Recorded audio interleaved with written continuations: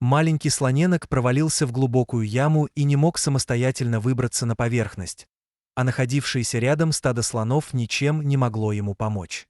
Люди вовремя пришли на помощь беспомощному детенышу и смогли достать его из ямы.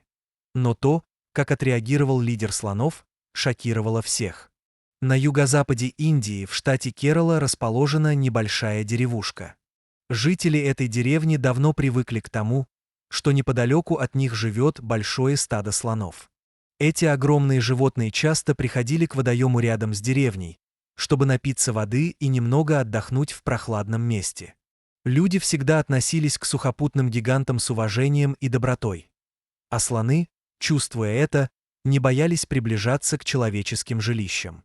Однажды утром, когда местный житель по имени Раджеш шел мимо водоема, он услышал жалобный писк.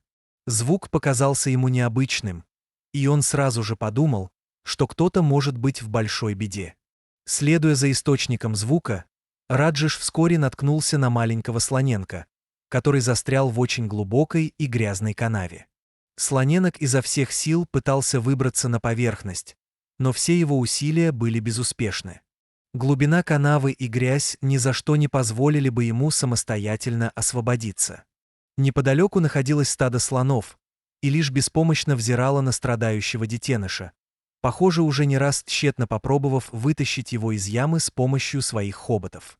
Раджеш быстро оценил ситуацию и понял, что слоненку не обойтись без помощи местных жителей. Мужчина поспешил обратно в деревню, чтобы собрать людей и технику для спасательной операции. Вскоре на место прибыла группа жителей с экскаватором, лопатами и другими инструментами. Началась операция по спасению слоненка. Сначала люди использовали экскаватор, чтобы расширить канаву и создать больше пространства для маневра. Действовать приходилось очень осторожно, чтобы случайно не навредить беззащитному детенышу. Затем жители начали делать земляную насыпь, по которой слоненок смог бы вылезти наружу.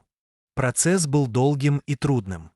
Все это время остальные слоны стояли рядом, внимательно наблюдая за действиями людей, но не вмешивались, словно понимая, что жители хотят помочь их малышу. Стадо переживало за маленького слоненка и поддерживало его, иногда издавая тихие звуки, будто бы успокаивая детеныша. Жители старались не делать резких движений и не шуметь без причины, чтобы не испугать слоненка и не вызвать агрессию у взрослых слонов. Несколько часов напряженной работы, и, наконец, слоненок смог выбраться на поверхность с помощью ковша экскаватора, который аккуратно подталкивал его сзади. Хоть детеныш и был измучен, но он очень удивил всех, решив отблагодарить спасателей. Слоненок нежно потерся о ковш экскаватора, который только что вытащил его из ямы, после чего побежал к стаду. Взрослые слоны сразу же окружили детеныша, крепко обнимая его своими хоботами и проверяя, все ли с ним в порядке. Сцена была очень трогательной и эмоциональной. Животные радовались возвращению своего слоненка, а люди смотрели на это с облегчением и радостью. Однако история на этом не закончилась.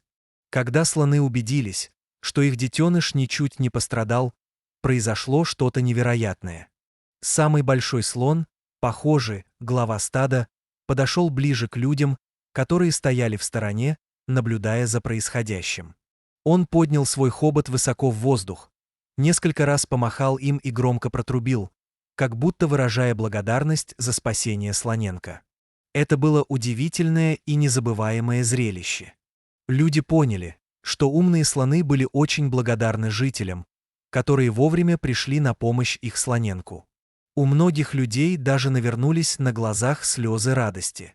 После этого слоны развернулись и спокойно ушли в джунгли, а жители деревни еще долго смотрели им вслед и вспоминали этот трогательный момент.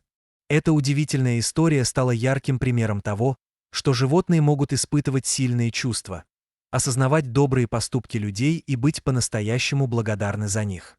Слоны еще раз показали всем нам, что благодарность и взаимопомощь существуют не только среди людей, но и в животном мире.